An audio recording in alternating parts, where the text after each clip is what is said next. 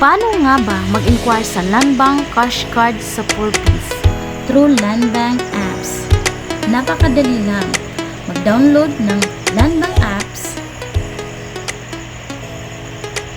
Pagkatapos, i-open ang application Landbank. Scroll down, i-click ang Cash Card Inquiry. Pagkatapos, ilagay ang cash card number niyo. Ito ay may 19-digit number.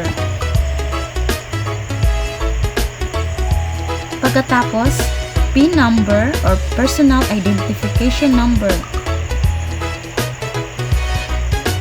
Pagkatapos maglagay ng PIN, login. Pindutin ang login.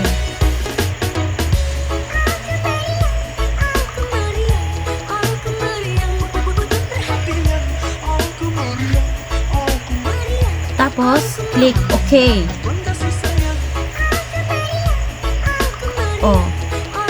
Diyan, makikita nyo ang balance ng inyong card kung meron bang laman o wala.